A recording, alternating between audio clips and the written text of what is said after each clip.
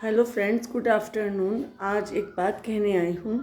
सुनने में आ रहा है, 2-3 दिन से देख रहे थे कि यूपी एचईएससी और यूपी पीसीएस का जो असिस्टेंट प्रोफेसर का एग्ज़ाम हमारे यूपी में होता है, जिसका कि नोटिफिकेशन आने वाला है, उसके बारे में एक नोटिफिकेशन 2-3 दिन से सर्कुलेट हो रहा है कि अब जो है यूपी पीसीएस का जो भी असिस्टेंट प्रोफेसर का आगामी एग्ज़ाम होगा उसमें ऑब्जेक्टिव ना हो कि सब्जेक्टिव होगा।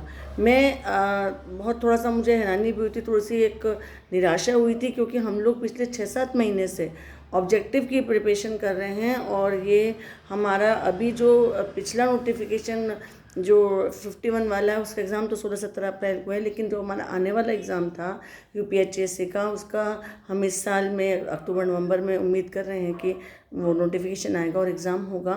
लेकिन ये सारे स्टूडेंट्स के लिए और सबके लिए ये चीज़ थोड़ी भ्रम वाली पैदा कर रही है, क्योंकि उसमें एक जगह ये लिखा हुआ है कि गोले के आधार पर अब सिलेक्शन नहीं होगा। जैसे स्क्रीनिंग टेस्ट होते थे, जो पहला प्री वाला ही है उसमें ही सब्जेक्टिव करने के लिए कह रहे हैं। ये तो बिल्कुल ही स्टूडेंट्स के साथ एक अन्याय होगा इन मेरी ओपिनियन।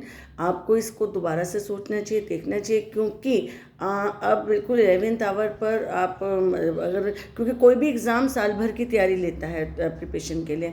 अब अभी तक हम ऑब्जेक्टिव पढ़ रहे थे, अब हम उस पर सब्जेक्टिव शुरू कर दें। जो भी जैसे जॉब में, जैसे कि जो लोग काम कर रहे हैं उनके लिए ऑब्जेक्टिव को करना इजी भी रहता है। और आप ये जो चीज़ कह रहे हैं कि गोले के आधार पर हम नहीं इस परीक्षा को करेंगे, तो जो सबसे देश का सबसे बड़ा वाला एग्ज़ाम यूपी पे जो हमारा आईएएस का एग्ज़ाम होता है यूपीएससी का प्रिलिमिनरी, वो भी ऑब्जेक्टिव ही होता है। Objective is not a easy task. Objective आप तभी कर पाते हैं जब आपको कोई डीप नॉलेज होती है किसी सब्जेक्ट की। हाउ यू कैन से कि ऑब्जेक्टिव से आप किसी की डेप्थ को नहीं मालूम कर सकते। आप ऑब्जेक्टिव तभी कर पाएंगे as a teacher, as a motivator भी। मैं ये बात बिल्कुल श्योरिटी के साथ कहती हूँ कि आप ऑब्जेक्टिव तभी कर पाते हैं, पीवाईक्यूज़ तभी कर पाते हैं जबकि आपके साल भर की स्टडी रहती है किसी भी चीज़ में। जैसे हमारे यूजीसी नेट में हम लोग तभी हम लोग क्लियर कर पाते हैं जब हमारी उसमें डेप्थ में तैयारी होती है।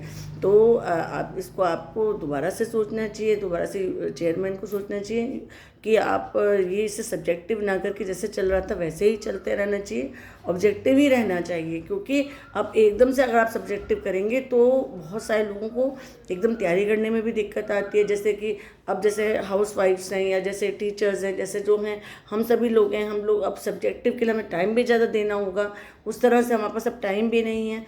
जब आपने इसकी एज 62 तक कर रखी है और इसमें सभी लोगों के लिए ये है कि टीचर्स बड़े जो अपनी पढ़ाई करते हैं के साथ साथ एग्ज़ाम भी देते हैं, सबके लिए कर सकता है। तो फिर आप सब्जेक्टिव एक बीए और ग्रेजुएशन वाले लेवल वाला एग्ज़ाम क्यों कर रहे हैं? आप इसे ऑब्जेक्टिव ही रहने दीजिए।